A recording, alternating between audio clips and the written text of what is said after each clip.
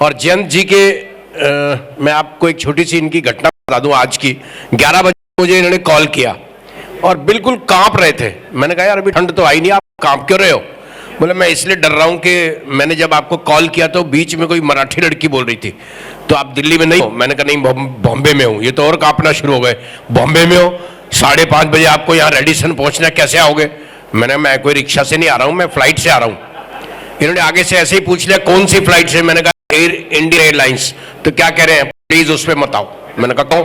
बोले इसका कोई भरोसा नहीं, वहां से उड़े कि उड़े।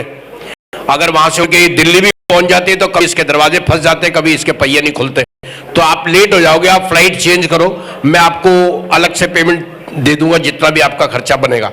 मैंने कहा जयंत जी माइंड मत करना, मैं आता हूं तो सिर्फ इंडियन एयरलाइंस पे आता हूं, मेरी भी बहुत बड़ी मजबूरी है। ये आगे से बोले ऐसी कौन सी मजबूरी है?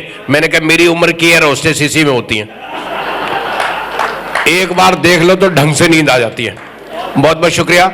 मेरे ख्याल से आपको ये निशान नजर आ, दूर से मेरी उंगली पे चोट लगी हुई है जरा सी, और इसमें कितना ब्लड निकला होगा, मुश्किल से एक गेहूं के दाने जितना, क्योंकि कोई की लग गया था।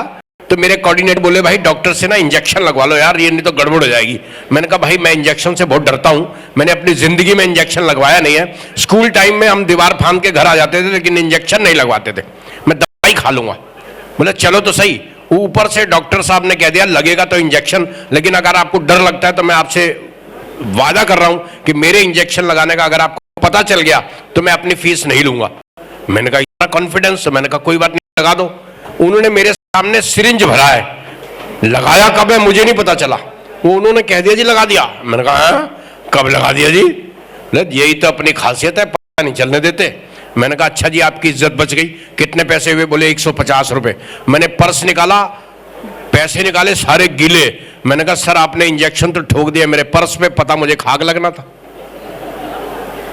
क्या पता चलता।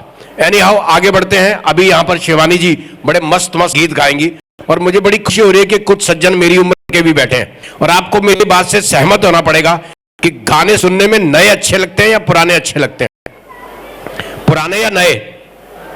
पुराने। देखिए हर तरफ से यही आवाज आई है, क्योंकि मैं ये मानता हूं कि पुराने गाने अगर हम कानों से सुनते हैं तो दिल में आके उतरते हैं, और नए गाने सुनते हैं तो घुटने तक ही रह जाते बस। और कितना बढ़िया गाना हो 1.5 महीने से पहले पहले निकल जाता है। कहां गया वो कजरारे कजरारे, शीला की जवानी, मुन्नी बदनाम हुई, बीड़ी जला ले, सरकाए ले, खटिया जाड़ा लगे, सारी खत्म। पुराने गानों में भी कमियां थी, ऐसा मत सोचना कि नहीं। मुझे तो ध्यान है ये केजरीवाल साहब दिल्ली की सफाई गए हुए हैं और गाना लिखने वाले ने लिख दिया गुलाबो जरा गंद फैला दो।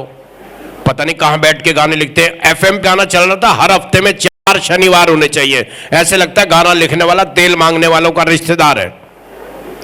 अब ये मत सोचना कि पुराने गानों में कमियां नहीं थी, मैंने छांट छांट के रखी हुई है। बचपन से गाना सुन रहा हूं, गोरे रंग पे ना इतना गुमान कर, गोरा रंग 2 दिन में ढल जाएगा। मैं